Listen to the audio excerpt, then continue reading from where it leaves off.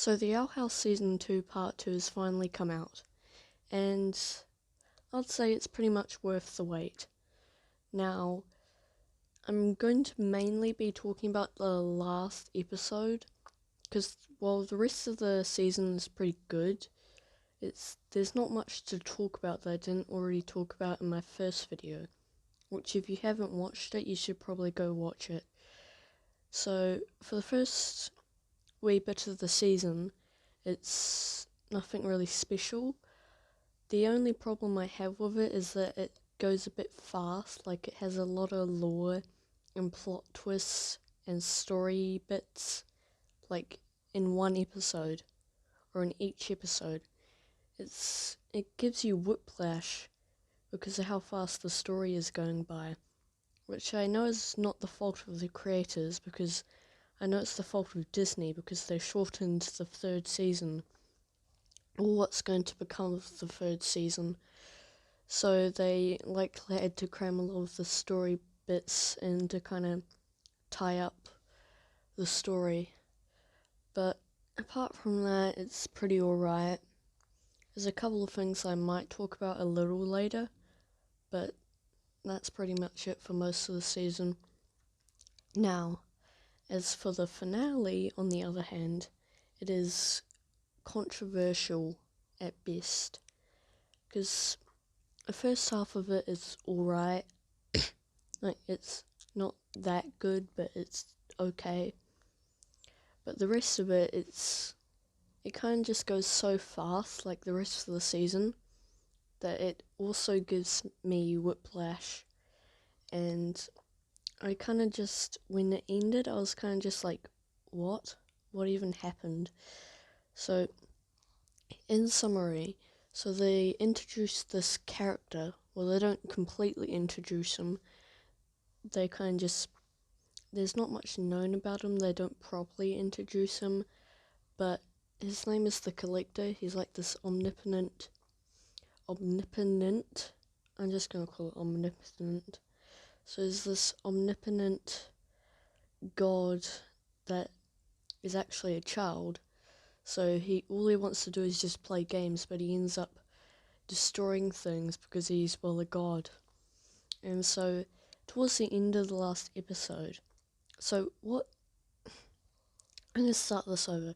So the entire thing of his character is that Bellows, uses him to get the draining spell for the Day of Unity, but then he kind of just yeets him off a bridge. And then King goes down to grab him in the final fight and releases him from his tablets that he was trapped in. And then he just one-shots Bellows, which I know is another problem that a lot of people have, because they spent the entire season hyping up Bellows and making him the superimposing, super great villain, only for him to get one-shotted at the end. So that's a bit of a problem, but he'll be back in the third season, I'm pretty sure. So the problem with the Collector is that after he one-shots Bellows, he wants to play this game, and the way King gets him out of the tablet is that he tells him that, hey, do you want to play this game? It's a super fun game. It's called The Owl House, which is pretty on the nose name because that's the name of the show and all. But so the Collector wants to play the Owl House. He says in order to play the Owl House, we need an Owl House. So he starts terraforming the land. And so they have to... And so Willow, Gus, Hunter, Amity, Luz have to go through the portal because it's the only way out before it collapses. But then Luz wants to stay behind to protect Ida and all that, but then King pushes them through with his voice, and so they get trapped in the human realm for the third season, which is a nice change up from what has been going on for the rest of the show. And so the problem is that, why couldn't King just tell him, hey, you don't need to build an owl house, there's already an owl house, and all that. But I guess that's going to be explained in the third season. It just goes by super fast. Apart from that, there's nothing really too bad, except for if we go into like spoilers and story and all that. But like, okay, I'll do a quick bit where I do that. So, one of the big reveals is that, first off, it turns out King is actually a Titan and is also the son of the Boiling Isles, which is it's pretty unexpected. And second off, there's also the reveal that Bellos is actually Philip.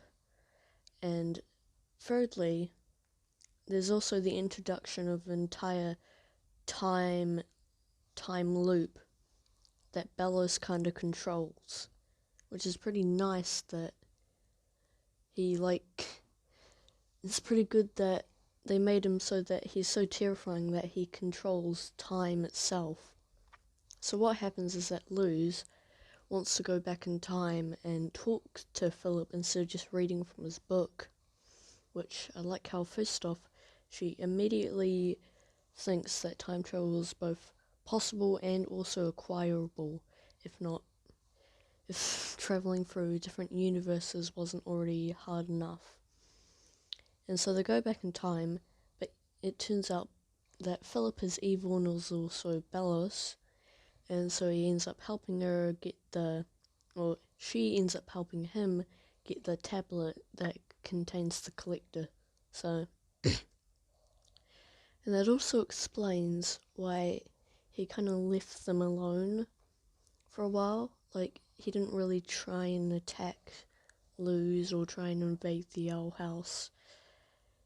And that's because his plan required her to go back in time.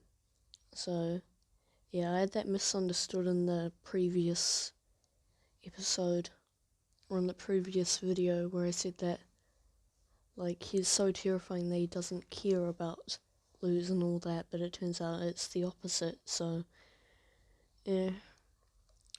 Anyway, as for the show overall, like, this half of the season, I would give it like an 8, like, it's not near perfect. It's not perfect, it's not near perfect, it's just good. As for the season overall, I would also give it an 8. Now, of course, I will be reviewing the third season, because the only reason this season is an 8 is because it does some good things and it does some bad things. So, yeah. Anyway, this has been a little bit of a short video.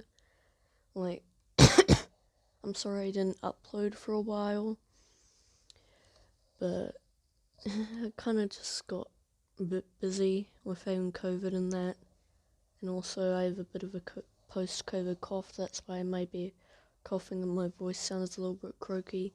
Hopefully that clears up before the next video. I will try and do a regular upload schedule this time, I promise, and I'll see you in the next video. Bye.